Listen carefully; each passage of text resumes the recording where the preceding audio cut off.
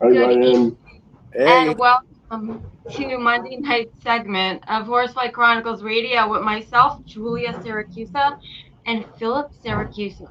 We are broadcasting live from the United Paranormal Radio Network on 105.3 FM from New Orleans. This evening's show is sponsored by Carnation, so we want to thank them for their sponsorship. You'll have a few things in order to participate. Go over to the YouTube channel, UFO Paranormal Radio, get into chat, subscribe if you haven't. You can go into all of the United Public Radio Facebook stations, Twitch, SoundCloud, and Podbean. You can also go to over to Joe Montalvo on Facebook as well. I can only respond to your comments on our YouTube channel on UFO Paranormal Radio. And if you have any questions for our guests, please ask. So tonight, guys, we have two amazing guests. So let's welcome Ryan C. Jones and Dennis Escott to the show. Ryan is a paranormal investigator. He's also the host of Freakin' Awesome Show and began the Vibe Radio Network in 2016 with Holly Mullins. He has also started Commonwealth Researchers of the Paranormal with Dennis. And also we have Mr. Dennis Escott. Dennis is a medium. He's a remote viewer with nearly 20 years as a paranormal investigator. Dennis is the caretaker for the cabin on 360, it's a very known location for being very haunted. Together, Ryan and Dennis hold numerous events and investigations there for fundraising causes. So, for more info, you can go to their Facebook page on Cabin 360 on Facebook. So let's welcome them both to the show. Welcome. Yay! Good evening. hey, thanks for having us. Yeah, it's been like a year and a half. Good to see you guys, and you're still well. That's great. And And can you hear us? Do you sound good? Everything's good? I can hear you just fine. Great. so let's get into let's really get into this Cabin 360 because I know a lot of people are asking about that. Yeah. Tell us about how you got involved and took all that stuff. You're working with it and investigation. So whoever wants to start first. Go ahead, Well, Ryan. my dad owns the property. Well, my family actually owns the property, and my dad had told me the story, or his version of the story, of what happened in the brick rancher next door. How he was called to by some. My grandfather had sent some workers to gather some straw or bush hog behind the brick house, and they had found a refrigerator box. And when they opened the box up, they found the body of a little girl. Oh, And he told me how he was the only one at the office at the time, and they had called the office, and he had to go out and meet the cops, and he had to move her body from the box into the body bag, and how it affected him. So fast forward probably 5 or 6 years, and I was part of All Seeing Paranormal Society with Howie Odell, and I had told him, like, look, we have this house. Because I had done work there before. I had whenever like there'd be flooding in the basement, they'd send me out there to take the shop vac to the basement and suck up the water. And I knew the story about what happened, but I'd always like say hi to whoever was in the house just in case. I wasn't even into the paranormal at the time, but better be safe than sorry. I want to be haunting me because I was rude to him or whatever. So I I told Howie, look, this house I've worked there before. Nothing's happened to me while I was in there, but at least maybe we can use the house as a practice grounds for our team. He was like, yeah, we'll check it out. So we went out there, and I had to leave early because I had a family commitment. But he led an investigation out there, and he messaged me, and it was supposed to be like an investigation from like 8 to midnight or something like that.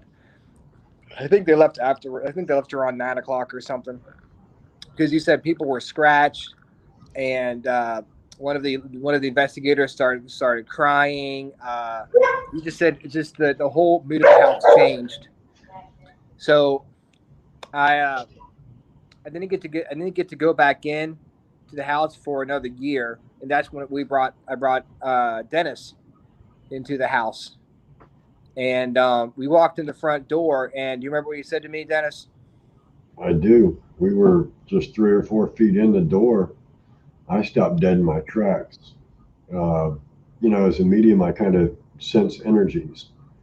And the energy that I felt there was definitely not what I was accustomed to. I stopped dead in my tracks, didn't want to look around, and told Ryan point blank, there's something here that's not human and never has been. This place is effed up. And 20 minutes later, we're in the basement, just the two of us. The house is empty. And we heard a female scream that echoed through the house. I mean, it sounded like somebody was in the house. And this wasn't a scream of like joy and laughter. This was just straight up bloody murder. Like, Yeah. It was convincing enough. And I'd never experienced anything like that on any of my investigations I'd been on. Like hearing it, I forgot EVPs from different locations and stuff, but I actually hear that with my own ears. It's kind of makes your blood run cold when you hear something like that. That's crazy. I mean, just to hear it out. So you're saying that wasn't on a record? You actually heard it? Yeah, yes. It was audible. Wow. We both looked at each other like it reverberated through the house. Yeah. I mean, it was loud enough that the two of us went outside thinking maybe somebody was on the property. The closest neighbor to our east is 1/10 of a mile down, and we didn't see anybody out in the yard there. There was nobody on our property. The closest house to our west is almost 1/4 of a mile. There was nobody around, but that scream reverberated through the house. Is it possible that's the girl that was found? That's my best guess. It was just a residual scream that, for whatever reason, chose that moment to replay itself. But it scared the hell out of both of us. Wow. So let me ask you both, up until today now, do you think she's still present? Oh, I know she is. Yeah, she is. She is. Yeah, I have an EVP. We had a group there. We were doing a fundraiser maybe 2 months ago. So I had a group of about 8 people with me in what was Melissa's bedroom. Melissa was the young 12-year-old girl that was murdered in there. And I'm holding my voice recorder, leaned against the window frame, and I said, Melissa, are you here with us, sweetheart? And there is a female voice that came back that sounds like she was standing right beside me, and plain as day says, I'm with you. Plain as day. Okay. So, I mean, that's fascinating. So, Ryan, did we lose you? No, I'm here. My So, Ryan, you're actually at the cabin? Yeah. Yes, I am at the cabin. Okay, so once we get a little bit more into the story, for the people actually watching this live, you're going to be able to take us around the cabin? Yep. Awesome. So my question is now, did you get any intelligent responses where she's telling you how she was murdered, why she's there, who she's with over there? Yes, you know what? We have. We did a spirit box session in Melissa's room, and the name of the brother who killed Melissa was Randy, and Dennis asked if the name Randy is significant, and a female voice comes through and says he did it. Clear as day. Do you know why? Or well, there's our thought, and then I've gotten a hold of a document that is his intake interview to the Department of Corrections. In that, he states that morning he woke up about 7 a.m., did a few lines of cocaine, and barged into her room, which a fight ensued. She yelled at him. There was some verbalizations back and forth. Then he woke up a little while later on the floor with the handgun beside him, and she was on the floor across the room dead. I have a hard time accepting that because we're talking rural, like country. 1979, 17-year-old boy just wouldn't have easy access to cocaine. Plus, cocaine doesn't typically make you go into a blind rage, rape, and murder your half sibling. I was gonna say that. Yeah. So I have a hard time believing that. But I do have EVPs where I've asked point blank, are you the dark energy that caused Randy to rape and murder his own sister? And the voice response I got back was very deep, very gruff. Yes. It sounded like it was a combination of things too that made him do that.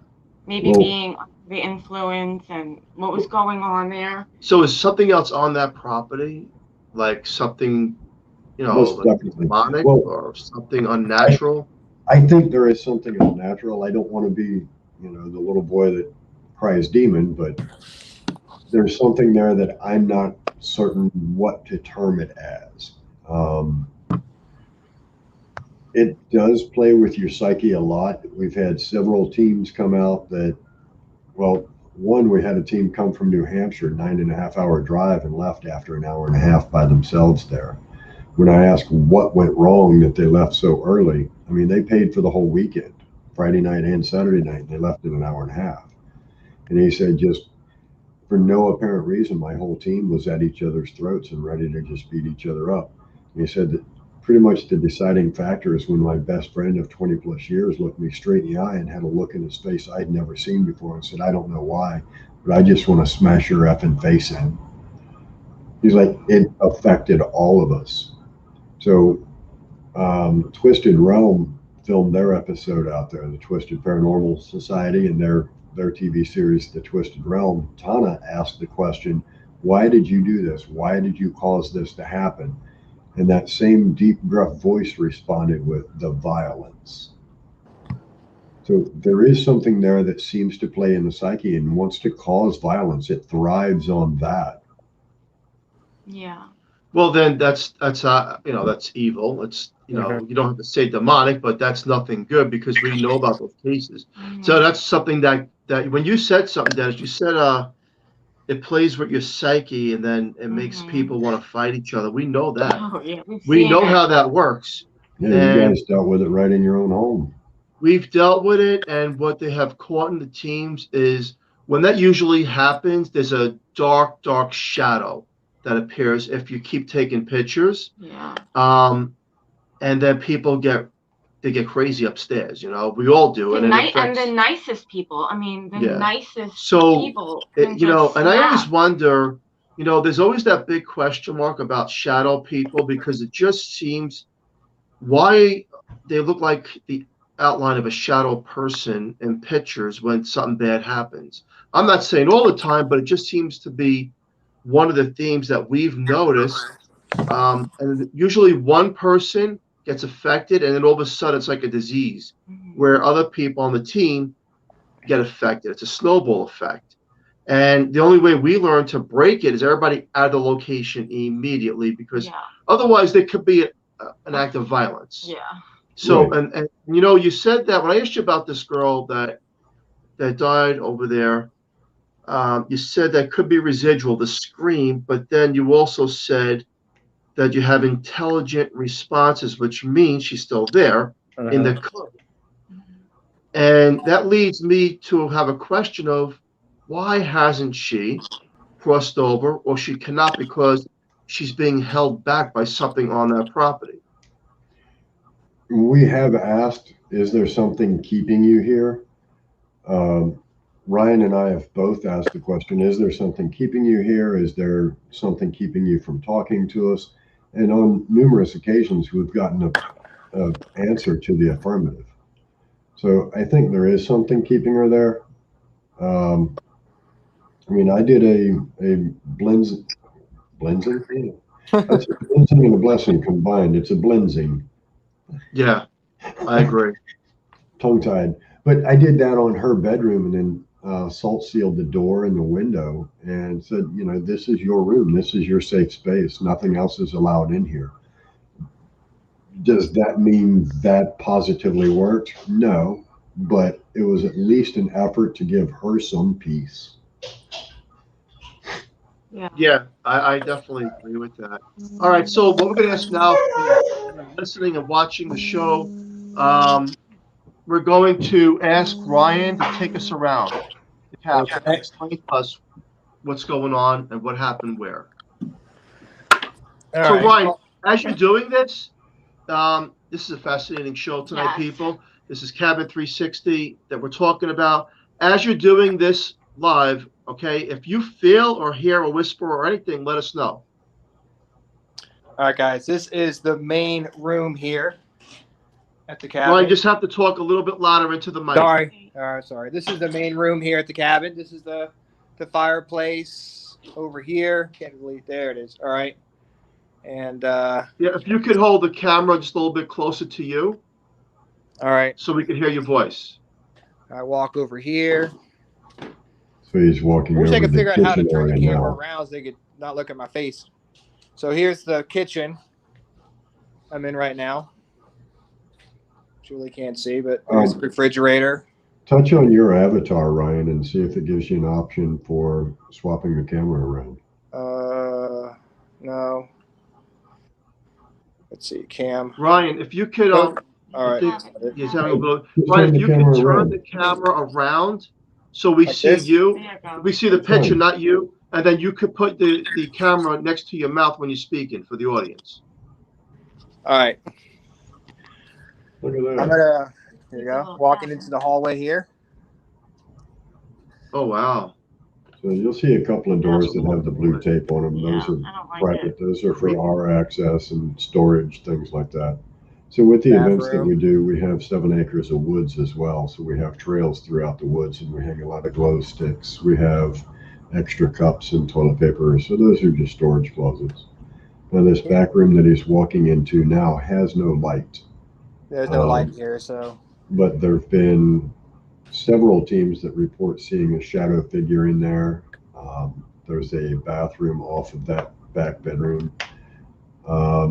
Twisted during their episode when they filmed out here, they had a orb that you can see it form outside the window, comes through the window and shoots straight through the room.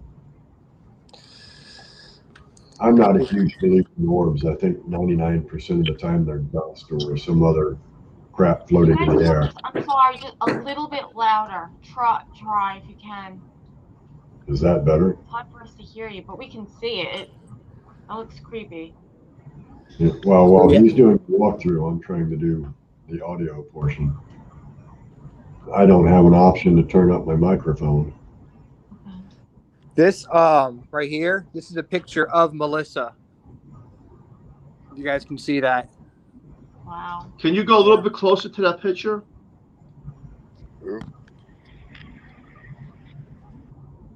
Oh, wow. Yeah. Sad. Yeah, she was a 7th grade student, a quarter mile up the road at the elementary school. The elementary school still stands. We've met some of her classmates that were on the school grounds the Friday morning that she was found. And they've come out to the cabin, hung out with us on several occasions. And they've told us that they could see the police activity and the police tape and everything in her property while they were at school that day. This upstairs room that he's in now is the upstairs back room, and it doesn't have any ceiling lights either. Luckily I have a light up here. Yeah, there's a pole light. Yeah. But that gives you an idea. Now the mirror there in the corner, we've had It's some very actually nice strange size. knocking on it. I do feel like a creepy, heavy feeling, but it is really pretty. You notice that ever since he's been walking through the cabin, we can hardly hear them, but we can see the pictures. Yes. It's as if something just clouded over the Yeah. voices. And that doesn't make sense because I'm in the same location I was earlier, and you could hear me just fine earlier. So that's just peculiar. But this room here, stand to the right and show him the bathroom, Ryan. All right. So where he's at right now is just walking into that room. But this doorway, we've had at least 3 different teams tell us that when they walk through that doorway into the room, they'll see a figure standing in this doorway, kind of leaned out looking at them as they walk around the corner. But it's just a bathroom. There's nothing there. but they've seen a shadow figure on several occasions leaned around the corner of the doorway looking out at them. But this room here, our understanding in the mid to latter 80s, this room was utilized as a bordello. And in a strange twist, it was males brought in to satisfy and service the females. And Ryan captured probably one of the funniest EVPs I've ever heard. Out of nowhere, it's this female voice that just goes, "I'm naked." Okay. So just strange activity up there. Knock responses are very common. EVPs are quite frequent. So a lot of adult-oriented EVPs have been caught up here. Yes. This is the champagne room of the cabin on 360. Yeah. And we had a investigator came in by himself. I don't see a chair up there now, but he set his book bag in a chair over by the table where you're looking now. And as he's panning his camera around, out of nowhere, his book bag just got flipped off of the chair and landed 2 feet away from the chair. He's like, "There's no way it toppled over. I don't have that much in it. I've got like a flashlight and a couple of voice recorders in the bottom of the book bag. It wouldn't have toppled, but it came 2 feet off the chair and landed in the middle of the floor." Definitely, it's big and creepy. It is nice, but I would love to go there. I would love to go there too. This is the loft area. This is where people sleep most, and they come out here to sleep where they sleep most of the time. Or try to. Yeah, well, that's the truth. Something happened to you right here, Dennis. You want to tell them that story? So the doll that you're looking at there is Caitlin. And right about where she's at against the rail, I had a pillow in my sleeping bag. End of the night, after a long investigation doing a toy drive, I decided to just throw my sleeping bag down and go to sleep. So I had taken my weapon. I had my handgun on my hip, and I laid it up by my left shoulder. And off to what will be camera right, over in the corner there is a receptacle. I had my phone plugged in, and then downstairs was a speaker. So I had my handgun laying up there and my phone laying up there, and a speaker down in that bottom left corner. I can't sleep in the quiet. So when it went quiet, when the music stopped, I woke up. And as I'm kind of clearing the cobwebs and opening my eyes, standing at my feet was an old man with his arms crossed over his chest. And he was standing there just like this, just looking at my body. Wow. So he was solid enough. I was convinced enough that somebody had trespassed into the property that I reached for and drew my weapon. And he was gone in just an instant. Wow. Now, the old man that I described to Ryan, we had a young lady come out a couple of months later and tell us about a strange occurrence that she had out there. She had actually attempted to take her own life. And she had slit both of her wrists and sat in her office chair and just hung her arms over the arms of the office chair and let the blood run out. She said at some point she remembers standing over by the fireplace and looking at her chair with her body in it 5-6 feet away. And then an old man came up and stood beside her, and an old woman stood beside him. The descriptions match between the old man that she saw like 2.5 years before I saw mine. The descriptions matched. So who he is, I don't know, but I would put his dress from somewhere around the 1930s, 1940s. I have no justification for who he is and why he's there. Fascinating. I mean, in essence, it's a nice looking place. Like it's really nice. Yeah, it's a nice beautiful. building. And then you got the haunting that goes with it, and the unfortunate of that poor girl. Yeah. But as he's walking through there, you kind of get this eerie feeling, like something else is there with him. Mm-hmm.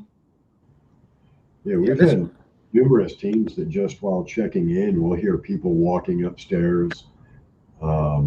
Numerous occasions where they'll spot a shadow moving at the top of the loft. one of the funniest ones, I had a team come out, and it was husband and wife and 4 or 5 others with them. The wife was upstairs sleeping, and the husband was downstairs in the corner. He had set up his control center, and he's looking at video evidence and watching cameras and such. So he's got headphones on, listening to audio. He can't hear noises in the building, but she woke up about 6:30, 7 o'clock, and what woke her up was the sound of what she thought was him moving her suitcase, rolling it across the tile kitchen floor. So when she got up, she asked him, "What the hell were you moving our suitcases across the kitchen floor at 7 o'clock this morning?" All right, just bear with me 1 second. I'm just trying to get you guys in on the audio, but we kind of lost you. Well, we didn't lose them, just it's the sound. Yeah, something happened with the sound. So just give me 1 second, gentlemen. Hey, No problem. we host podcasts too. We know about audio issues. Do that when you do. Test, You had it. test. Hit that. Yeah, I just want them to hear the feedback. Better. So there's the 30-second delay. Ryan, how do you feel right now? I feel fine. I walked around the brick house when I got here. A little creeped out over there, but nothing terrible. I did a video, so maybe I got some voices on the video. I haven't listened to it yet or watched it yet, so we'll see what happens. But I feel good over here. At the beginning of the show, we heard you guys really, really clear. I don't know. Now it's like it's very low. But you're okay because on on actual YouTube Live, you're good. Okay. So for some reason, the connection between our end and your end, but that's fine. I'll speak a little bit louder if What that kind helps of you. equipment? Like the EVPs, is that what you like for like the most validating equipment? Well, I mean, as far as for me, I think the EVPs are good because there's some of them we captured are so clear. But I mean, like the evidence that Dennis was talking about earlier with that orb going through the window, it's hard to dispute that. Because you can see it with your own eyes. And but yeah, EVPs for me is probably the best stuff I've captured out here. And I mean, as far as captures and equipment, I would have to go with EVP as my preferred route also. It's a lot easier to carry a pocket recorder with you than to carry a big camera rig at all times. And I mean, we've physically seen, dozens of shadow figures and full-bodied apparitions, soldiers marching through, but the odds of capturing that are very slim unless you have a camera at all times and it ties up your hands so badly that you can't really use anything else. So, yeah, I mean, my preferred evidence is an EVP, especially a good, strong, intelligent one. When I ask Melissa, "Are you here with us, sweetheart?" and I get a strong female voice back that says, "I'm with you," that's hard to refute. What do people experience when they go to this location without you like? I know you give them the background, but does anybody come up with something different in a sense like there's other people here on this property, other spirits? The cloaked figures, Ryan. Yeah, or the guy who saw the goat man up in the loft area that I was just in. The same group from New Hampshire. One guy was in the cabin, went upstairs. He said he saw a man that looked like a goat, half man, half goat. Really? Yes. Wow. Yeah, that's a new one on us. All right. So wait, Goat man? Dennis and Ryan. Yes. You just said something. So you're saying half goat, half man. Now, that also has been seen around, and we've seen that thing from pictures ourselves. When people are getting ready to argue and fight each other, and they're getting really mad for no reason, which leads me to believe, and also it raised a lot of curiosity of why there would this thing be, right? Mhm. And you know how we caught that half goat, half man? That picture we actually have years ago. Thank God we never seen it again, but it was after the black shadow appeared. So the black shadow would appear, and then all of a sudden, this thing that you're trying to make out what it is, and then all of a sudden, people are getting really agitated. Mhm. You know, so and then it plays off of. So you know, going back to the murder of this young girl on this property, right? It's possible that the person who they say the brother killed her. Mhm. The brother was, you know, he's over influenced by Oh, forces of the unnatural, doing substance abuse, let's just say, yeah. and you know, similar to Amityville, right? Yeah. And then goes into a rage and commits a murder. The basement of the brick rancher is the epicenter of like what like the negative energy is downstairs in the basement. Um, and it was said that he spent a lot of time downstairs in the basement. Yeah, there is a figure right there. Yeah. Tell you the story right there. I'll tell you a story about that figure. We were doing a Christmas event here at the cabin, and we had a father-daughter team come out to join us, and they had been on investigations before around here, and they'd actually come to the cabin before. So we didn't think anything of letting the girl, go into the brick house, and her father was with her too, and he was fine with it. So we were upstairs doing a spirit box session, and I'm like, all right, we'll see, everyone's up here. I'm gonna take the guys downstairs to the basement, and we're gonna do an EVP session while the girls were upstairs doing the spirit box. And the girl, I think she was like 17 maybe at the time. Yeah. She wanted to be with her father, so she came down with us, and we walked down the steps. It's Christmas time, you know, we're having a good time. It's an investigation, but not a super serious one, you know.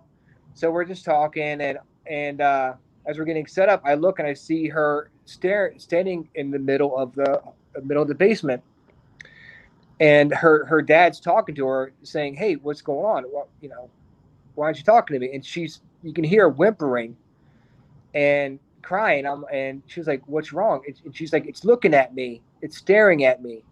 So I walk over there. I'm like, "Hey, what's going on?" He's like, "She won't move." I'm like, "Hey, are you okay?" She's like, "Don't you see it? It's staring at me. It's going to get me." So I finally get her to move upstairs and get her to move. I take her to the cabin, and I go find Dennis. And Dennis, you know, blesses her and convinces her to go down there and faces it. But I guess a couple weeks later, or about a week later, she sent him a picture of what she saw, and that was what Dennis was holding up to the camera. She saw that staring at her. Wow. And, yeah, right there. Yeah, that's the drawing that she brought us and said, this is what was on the backside of the steps in the basement, just staring at me. That is one creepy. Can you hold that a little bit closer? You should show him the flare picture next. Oh, I will. So on this, I'm gonna reach up and zoom. There's, in particular, pay attention to like Wow. the tufts of hair on the side of the head, the big nose and big eyes. All right. That's very similar to the picture that we have. Actually, you know who And I'm gonna send that. Hey, him the picture that we have. Has Amy Allen ever been to this location? Negative. No. So this young lady brought us that drawing, and about a month later, we had another team out, and one of the girls had the thermal attachment for the bottom of her phone, and captured this on the thermal image. Crazy. So when you look at them, they look a lot alike. So I don't know how to explain it. I don't know. Like I said, I don't want to be the little boy that cries demon, but I don't know if it's demonic. I don't know if it's an elemental. I don't know what category to put it in, but it's certainly not a human entity. But yeah, at this point, none of the quote unquote TV celebrities have been out. We did have Dave Spinks and Sean Alston come out. Sean Alston had a very rough night out there. Dave Spinks had a rough night there. Yeah. And Bill Hartley from Ghost of Shepherdstown has been there. He was actually there the night that this young lady saw that entity looking at her. When I went back over into the Brick Rancher to the basement, it was just Bill and I, and he was standing down there running Echo Vox. And he just turned and looked at me and he goes, "What have you put off here?" Probably everything. Why?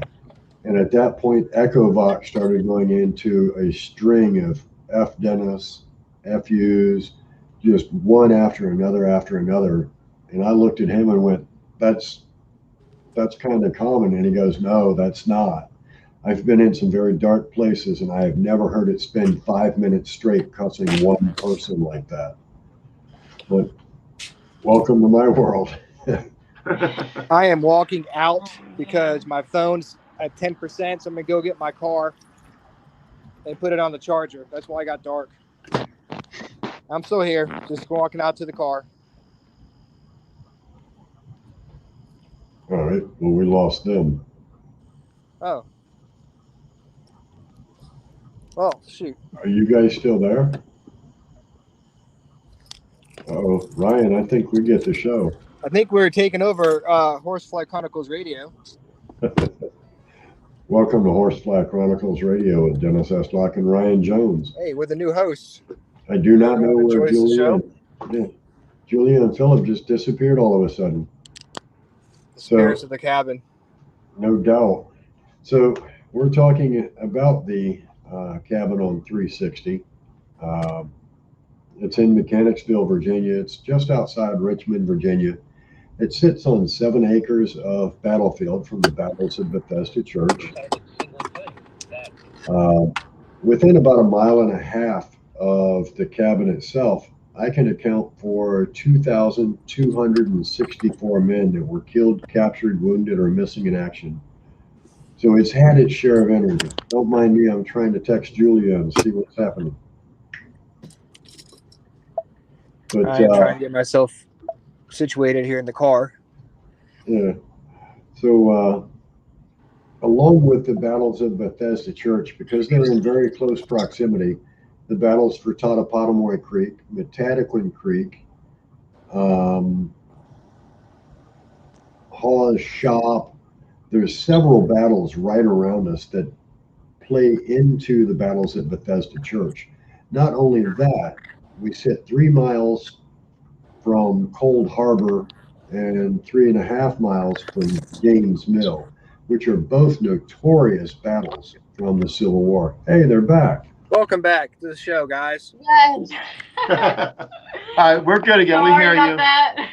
That's Oh all my right. goodness. I just took off with a little history of the cabin and started. Thank you. Sure You know, you guys are space. such great hosts because you know when that stuff happens to keep talking. Exactly. Keep it alive. Thank you. Thank you. But this is fascinating. I mean, this place, you know, who wouldn't want to go there and investigate and see this place? First of all, like I said, the ambience, the look, Yes. the haunting, and you know, my heart does go out to this young girl. And then I always question, you know, let me ask you guys something. As you know, investigators, and you know, you do shows for a long time, and Dennis, you're a remote viewer. Think about the question I'm about to ask you.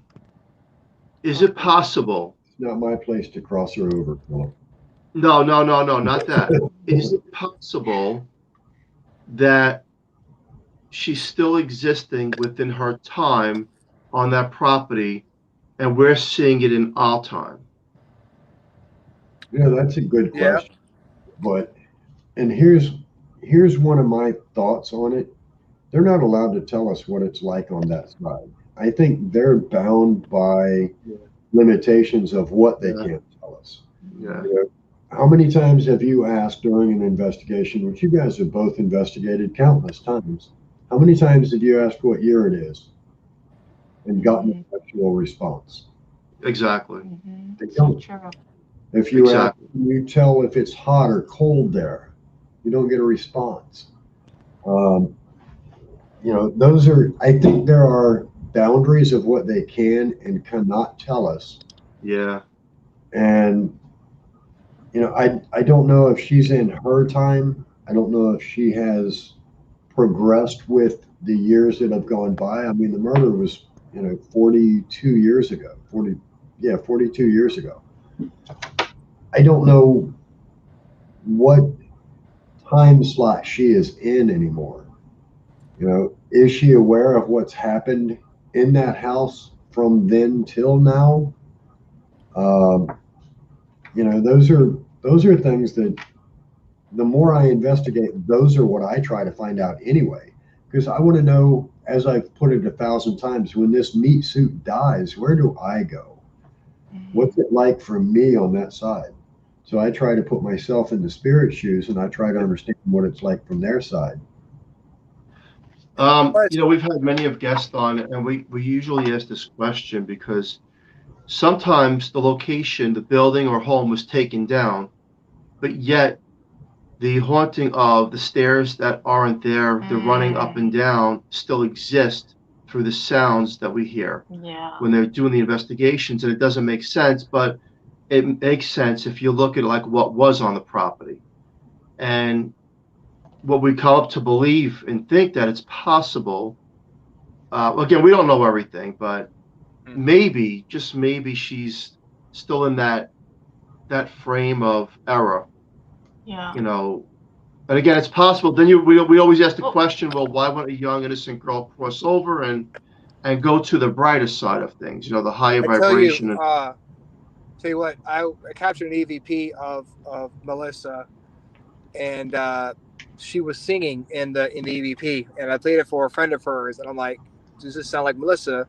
And she was like, yeah, I'm 99.9% sure that was Melissa, and she was a part of the choir.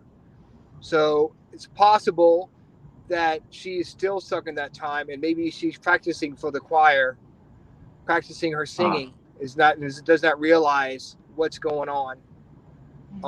There you go. There you go. Yeah. Yeah. That makes sense. Along with that same line of thought, we do a lot of investigations at a park down here that's all battlefield called Pamplin Historical Park. And I asked the question out on the battlefield, gentlemen, do you know you're no longer soldiers? The war is over. And I've got a Class A EVP, sounds like one of my group, and there were only 3 people with me. But the voice says, are we dead?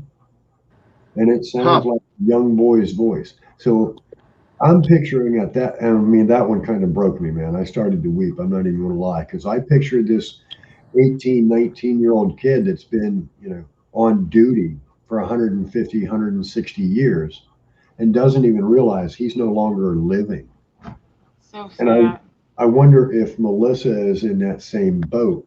One of the theories in the field is a tragic instant death. The spirit is ripped from the body so fast they don't even realize they're dead. Is that young girl just reliving, like, Groundhog Day over and over and over every day? And you hear about so many of those stories. But he said she was practicing the violin. No, But she was choir, singing. But then singing. again, we do have that intelligent response of her answering Dennis's question about the name Randy. Yeah. So whether, I don't know, that might not have been her who said that, but that's the thing, we don't know. I mean, we could be like, well, this is how it is. We don't know how it is. Their rules, there aren't know if there are any rules over there. I don't know what's going on. I just know what we've captured. We just go by that. That's true. It seems like there's a set of rules on the other side. When you ask about certain years and things, there's no answer to that. And I agree with you because we don't get those responses either. And it's always like, well, wait, you have limitations too? Yeah, Plus, she's been in this house with no one talking to her until we got there. So I mean, I don't know if she even knows how to what to think, or like now she has random people coming in and speaking with her and stuff, and I don't know what she thinks about it, or how she feels about us coming in there. So it's strange to deal with. I mean, I Yeah. did capture a yes response when I asked if she liked that we came in to talk to her. That's true. So, I think they do appreciate, or at least she does anyway. That was the Yeah. response to that. If we take that assumption that it was Melissa that responded, I mean, it sounded like a young female's voice, but obviously I never met Melissa, so I don't know what her voice sounded like. But a young female responded yes when I asked, "Do you like it when we come visit you?" So I think they know we're there, and I think they understand that we're there to talk to them. And like Ryan said, she's been pretty much alone in that house for 40 plus years. And, what has she tried over all of that time to interact with people? How has she tried, and how have people reacted to it? You know, Plus, you still have to remember we're dealing with a 12-year-old girl. She isn't grown up, yeah. Yep. So it's like she's scared. Sometimes Exactly. she'll talk to us, sometimes she won't. Sometimes she may not like one of the people that come to their cabin or comes inside Yep. with us. And You not to know. mention just a 12-year-old girl. It's a 12-year-old girl from 1979 that was an Yes. entirely different time than we live in now. And she's stuck right there in that time too. And that's my assumption, yeah. Yeah. The world's changed around her, but has she seen the world change around her? Like you were saying, is she stuck in her time? I mean, if we come into Yep. her house, we're entering her domain, so she can Yeah. see us or she can sense us. But as far as the outside world, what is she seeing? Or can she? Especially with You know? children. Children are known to like stay in their time, when they pass. I mean, wouldn't you agree? I think so. Mhm. I mean, I so being a medium, I've interacted with numerous spirits. Can you connect to a loved one for me? This, that, and the other. Phil, I don't remember. I don't know if you remember me doing a remote view on the Horsefly house several years back before you even, when it was just starting to be a location. But some of the spirits that I ran into there presented as a younger individual, not at their age of death, but younger. So I think they're able to portray themselves or present themselves at a time frame of their actual living time when they were happy. It doesn't Oh. always have to be their death state. I have interacted with them in their death state. I did a remote, or not a remote, but a connection for a girl in Canada. She wanted to connect with her fiance who died in a house fire. So for him to get me to understand who I was connecting with, he presented to me initially in his death state. So I'm seeing this young man that is charred and still has smoke rolling off of his body. But once Wow. I understood exactly who I was talking to, then he presented to me as he was in life, not as he was at death. But he wanted to make sure he got that impression to me of who he is. Mhm. So, I don't know what she's experiencing. I don't know what she sees. I don't know what she makes of this world around her. But I know one of my rules that I tell everybody that comes to an investigation there is you will respect her or I'll throw your happy ass off the property. Mhm. Mm-hmm. You have to. Yeah, I Yeah. mean, You have to respect those that have crossed over, Mhm. just like the physical world, because you don't know, first of all, what you're dealing with, who you're Mhm. dealing with, what the response is going to be, and Yeah. there's no time on their side. So even in the case when you showed us that picture that looks pretty evil, Mhm. um, and if it is something else on that property that can be malevolent, I tell people watch your words because they can come after you on their watch, not yours. That could almost be Mhm. definitely. down the Yeah. road. And I have seen that happen over and over again when you have to separate coincidence versus fact. So I believe respect the other side and try to get the most intelligent responses. But if you're feeling affected in any way, you may want to take a step back on what you're doing. I know, Dennis, one of the locations I met you at was the Haldeman Mansion. And then I felt like I was getting overtaken in that property, in the basement. And then the people upstairs in the attic, Dennis was helping at the time as well. The attic got very hairy. Something was the going on officer there. that hung out with us. We had the neighbor that lived in front of the place called in a noise complaint. So we had the officer that showed up. I got him up into the attic, and I had the laser grid and smoke machine set up. And both of us watched what looked like a little 3-foot figure go across that full attic. That officer, I'll bet, made it downstairs in record time, because as soon as we saw it go across, he turned and looked at me and he goes, "What was that?" I don't know, but that was amazing. And he goes, "That was my cue to de-ask this building." Right away. It was priceless. Wow. But, yeah, Haldeman had some major issues. The kids that were upstairs provoking. And if you remember, in the attic, I had already sealed that one corner and told it could not come out of that corner. And they went over and they sat their chairs right at that perimeter, and they were just provoking it. And it's like, you shouldn't do that. Yeah, you shouldn't do that. One of the couples that we had a few years back that came out to the cabin, he was in the basement in the brick rancher, and he was being a little provoking. And he called me the next day and he says, "Hey, is it possible for something to have gone home with us?" Yeah, it's possible. Why?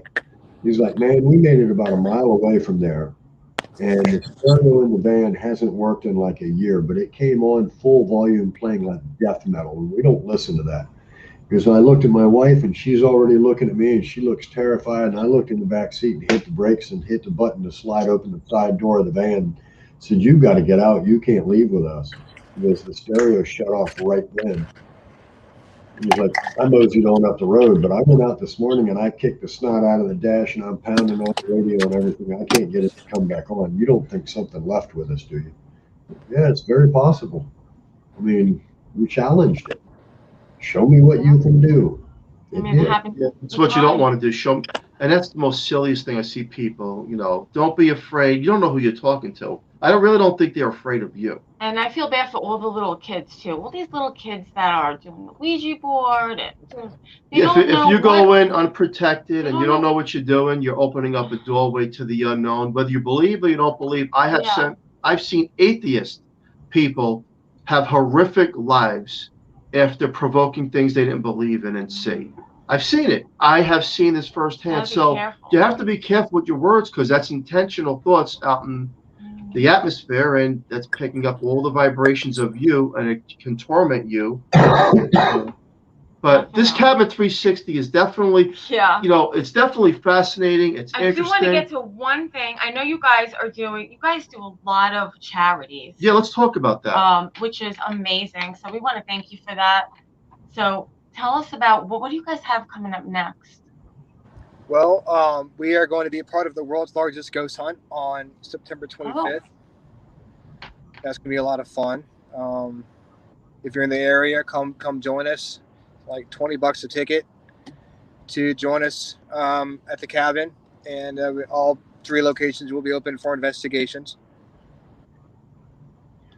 And after that, towards October, towards Halloween, our team, which is Commonwealth Researchers of the Paranormal, is going to be lending a hand in running 2 nights investigations, just short investigations at Pamplin Historical Park, helping them fundraise. They do their haunted tales and whatnot, and we'll do a walk through the park. And then after that, we're going to take the guests that buy the tickets and take them into 3 different areas and investigate the park with them. So, it's another way that we can give back to the community. We give our time and help them raise funds. Well, we want to thank you guys for that. That's really nice. Did you ever think about writing a book about this location? I was going to say that. Yes.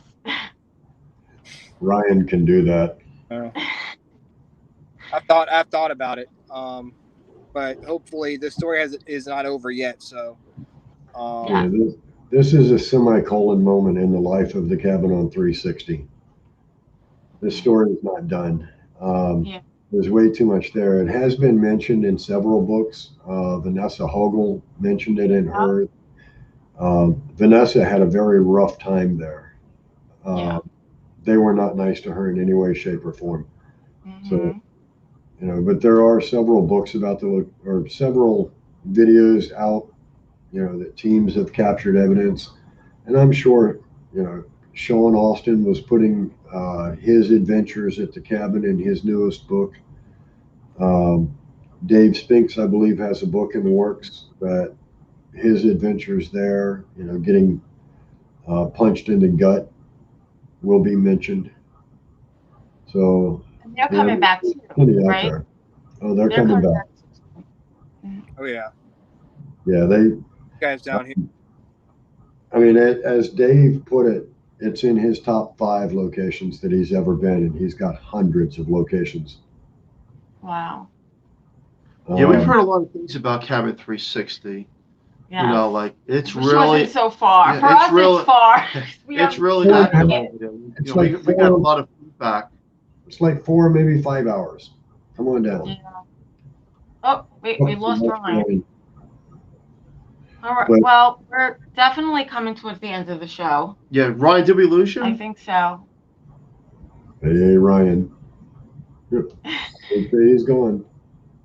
Ladies and gentlemen, I hope that he's okay, that he didn't get taken away into the cabin and we're never going to see him again. Stop that. We want to thank you guys for coming on, and especially Ryan. When he can hear this. Thank you for going to the cabin and showing us the cabin. Dennis, thank you so much for coming on. And yeah, so where can people find you and all that good stuff? There he is. There you are. Sorry about that. Okay. Sorry, I was hoping we weren't seeing like a Blair Witch project happen right in front of our very eyes, where you disappear, then Dennis has to go find you, and then Dennis disappears, and then we fly out there, and then no one finds us but the lost cameras. Yeah. No, That'd be really cool, but no, not that's not quite as exciting. I just called local sheriff department and go, he vanished. Go see if you can find his bones somewhere. So, yeah, we're fairly easy to find. Facebook, just look up Dennis Estlock. Commonwealth Researchers of the Paranormal. We've got numerous locations coming up. We just agreed to take on another location that's a historic property here in city of Richmond, Virginia, that they're trying to revive it. It's the original pump house for the water system for the city of Richmond. It was built 1823, 1817, something like that. Very old buildings. So they asked us to team up with them and host some investigations out there and do some fundraising so they can help revitalize the building. We're also in talks with the United States oldest full-time active Masonic lodge. We're going to team up with them and do some investigations and fundraising for them so they can help revitalize their building. So we've got Pamplin Park coming up as well. Obviously, the Cabin on 360, we're always coming up with a reason to benefit somebody. Yeah. Awesome. Ryan. Thank you, Ryan. Ryan, you have your own radio show. Yes. You could just mention that really quick. Yep, it's called The Freaking Awesome Show. It's on Tuesday nights at 9 p.m. I host it with my girlfriend, Angie Parker. We're on the Vibe Radio Network on Blog Talk Radio. So, come check us out. And again, Ryan C. If you want to find me on Facebook, it's Ryan C. Jones and The Freaking Awesome Show on Facebook as well. And, of course, the Cabin on 360. And if people want to come visit the cabin, who do they get in touch with? Either one of us. Yes, message Cabin on Facebook, and one of us will get to you as soon as we see the message. Jump on the Facebook page. Thank you again, Ryan, for taking us on a little tour of the cabin. No problem. Next time I'll go to the brick house. But it's not 100 degrees. We appreciate that. That was really interesting going through that cabin. I felt like I was there. Mm-hmm. Yeah. Well, again, thank you guys for coming on tonight. Thank you so much. Thank you so much. And we're gonna round up the show with. And yes, we want to have a special thank you to Carnation for sponsoring the show. We love them. Thank you so much. Join us next Monday night on United Public Radio Network on 105.3 FM from New Orleans. And stay tuned for the Angel Rock. Yes. Coming love up her. next. Everyone, thank you so much. Thank our guests. Thank Great you. guests. Very intelligent. They know they've been They know their around, and I've stuff. met them personally years ago. Mhm. Hopefully, we'll meet them again. Yeah. Hopefully, I get to meet you. You get to someday. meet them, and everyone have a safe night, and we'll catch you next week. Thank you. Have a Thanks, good one. guys.